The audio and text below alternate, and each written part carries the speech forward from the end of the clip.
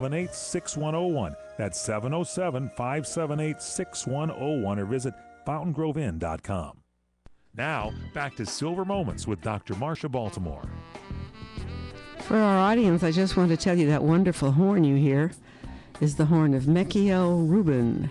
And you can find more about Mekiel and his wonderful music on Facebook.com/Mekiel, M-E-K-I-E-L, Rubin, REUBEN.com. Thank you. Now, Anil, I want to know if I can just help our audience, if they've made a decision to get some kind of help, what are their choices? Do they have a variety of choices in your facility, visitation to their home, independent living? What are their choices? Well, if they live at Silverado Senior Living, they have lots of choices, because that's what Silverado's all about, is giving them choices in their meals and their activities and when they want to get up in the morning, go to bed at night. We also incorporate those same choices if we provide care for them in their home. And I am the administrator for the Silverado At Home Division. Oh, that's one so big we can provide responsibility. care in the home. And there's lots of home care agencies out there. You want to make sure you get the right one. That's bonded and licensed and has workman's compensation, those kinds of things, so that you're not at risk as a senior having someone in your home.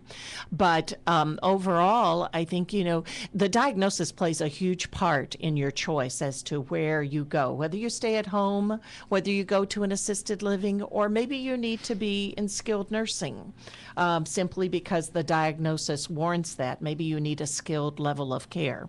We cannot do that in our communities. Oh, I see. Simply because even though we that have would be 20 a person who could you describe that kind of a person who could not get help with you? Someone who has a G-tube feeding that cannot eat on their own, something that would require a nurse to do, like an IV. We can't do those. On a daily nursing. basis. We're considered to be custodial level care. I see. So therefore, things that you or I could do to help our parents, we can do either in our communities in assisted living or at home. But, let's say you were in the hospital and you had an infection and you needed IV antibiotics. We could not do that in assisted living. You would have to go to a skilled nursing for, maybe 3 to 7 days, which Medicare would cover. So that's the difference between types of care that are out there. I see. And the doctor would help you determine that? Yes, your doctor would make recommendations to you, especially if you're coming out of a hospitalization. If you're in home and you haven't really had a hospitalization and you need to make that decision as to what your needs are, that's why it's so important to have that geriatric care manager do an assessment in your home. I understand that. Because then they can help make their appropriate recommendations, because you don't want to go look at a lot of great nursing homes if you can really live in an assisted living. Silverado Senior Living has 24-hour nursing. So we have 3 shifts of nurses throughout the 24-hour period that take care of our seniors and assist with their medications and oversight and talk to the doctors and, really prevent hospitalizations. That's a good idea. Which is great. That's a very good idea. Yeah.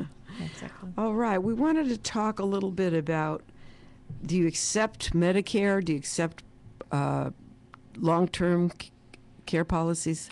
I don't want you to give me the numbers, but do you accept that kind of thing? Yes. Assisted living, unfortunately, does not, because their custodial level does not accept Medicare. Only a skilled nursing facility is Medicare certified. The assisted livings have several options of payment. It's a private pay, or you can get some reimbursement from the VA. If you're a qualified veteran for a program that they call AIDS and Assistance. So that can either supplement some of the costs either in your home or in an assisted living. And you can also have long-term care insurance, which is usually very expensive. A lot of seniors don't already have that. You wanted to have purchased that, when you're a little younger than if you're, let's say, 70 plus today, because that policy would be very expensive. But those are some options that can help cover the cost of assisted living. I understand that. Now, what does the life care manager have to do with these decisions? A life care manager is what Silverado is now calling a geriatric care manager. And the reason we changed the title to that is because in our at-home division, we have clients that are not always necessarily seniors. I've actually had a 6-month-old child as a client with Silverado at home, yes, which was actually a great-great-grandchild of one of my clients who we were taking care of her in the home, and the granddaughter had postpartum depression and needed some assistance. So it kind of all, So wait a minute. The granddaughter brought the baby in? The Is that what you're granddaughter saying? brought the baby home from the hospital, and the family asked us for assistance. So we at Silverado saw the need to change the title because we're not specific, even though we specialize in seniors, and that's our You went through the expertise. whole family with that case. We actually can provide care to the whole family. I see that. That's very interesting. We help support the children, the grandchildren. It's all about life. And as we know, life starts at birth That's right. and ends when we pass. So That's interesting. we I think incorporate so. the whole family and our pets. And your pets, really. Yes. You don't put pets in there, do you? We have pets at our community. We encourage really? seniors to bring So who pets. watches them and feeds them? Well, as long as the clients can do them, they take care of them themselves. If not, we help them take care of them so that they have a part of their family with them. Really? That's Yes. very interesting. I never heard of that before. I was also wondering if you knew how to get the children out of there if they have to leave, to stop visiting their grandmother or so on. Is that hard? When the end of the day comes, you have to scoot them out. What do you say? We have visitation 24 hours a day. You don't scoot them out then? They can stay as long as they like. They Wow. can come anytime to visit. We encourage families to visit as often as they want. That's a bonus right there. They find peace of mind once they've visited, any time that they can come and be very happy with the care being provided. So you have different needs for different people. Correct. Everyone has different needs, Right. And the crisis system is always going, I would imagine, of course. 24/7, right? Yes. So when a mother comes in and she's working and she has to put her mother or her father in with you, what's the reaction of that mother when she's doing that? Is she willful? Is she crying? Is she stressed?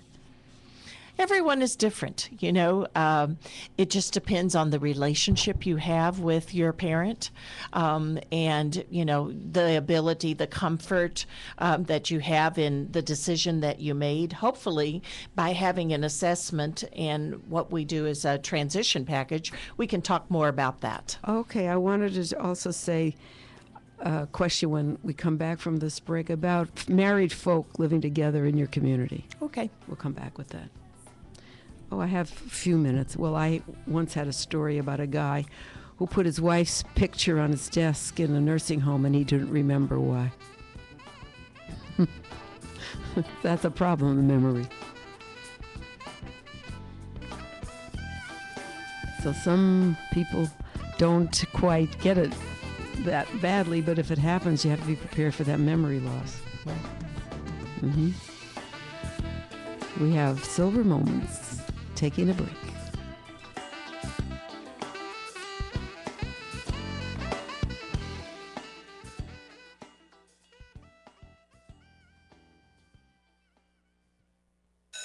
Hey, have you got a minute?